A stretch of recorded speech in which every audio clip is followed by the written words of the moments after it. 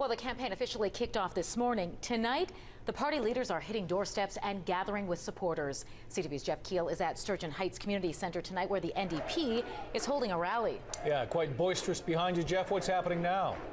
Well, it's loud, and there's an NDP chant going on, which you would expect at an NDP rally, and the people here are waiting for Greg Selinger to take the stage to address them. Earlier in the day, Greg Selinger says this is a election about a clear choice. His party that will protect jobs and health care versus a PC party that Greg Selinger says will make reckless cuts and bring in austerity measures.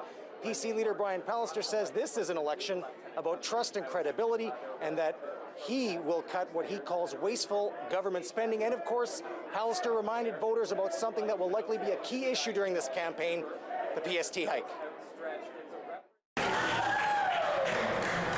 Walking with supporters, Greg Selinger made the trip to the Lieutenant Governor's residence to dissolve government and get the election campaign running.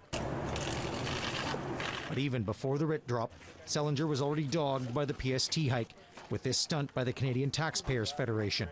Selinger says he wants voters to know it was a difficult but necessary decision to raise the sales tax. We hope they will understand that we haven't always got it right in how we initiated those initiatives, but we are showing results and we are demonstrating those results, and I believe we can show those results in the future. Selinger's NDP is trailing Brian Pallister's PC party in the polls. Manitobans are taxed to the max. Pallister used day one of the campaign to remind voters he would lower the sales tax back to 7% by cutting what he calls government waste. There are no sacred cows here. The NDP is overspent in virtually every department. Selinger's popularity plummeted when he raised the sales tax after promising he would not. Ridiculous ideas that we're going to raise the sales tax, that's total nonsense. In the wake of the hike, Selinger barely fended off a rebellion in his own party. Political analysts say Selinger could have a tough time getting re-elected.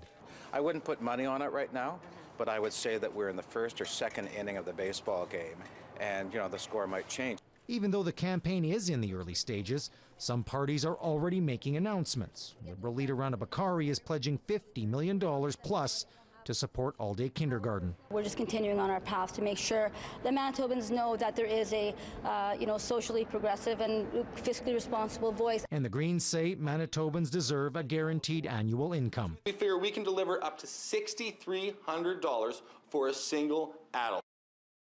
Exactly the kind of thing. This will be a 5-week campaign, and Manitobans will go to the polls on April 19th. And I can tell you that Greg Selinger is about to enter the room.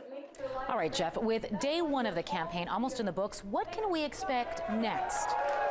Well, Brian Pallister says he'll be talking taxes tomorrow. Today, he wouldn't rule out other tax hikes, just not the PST.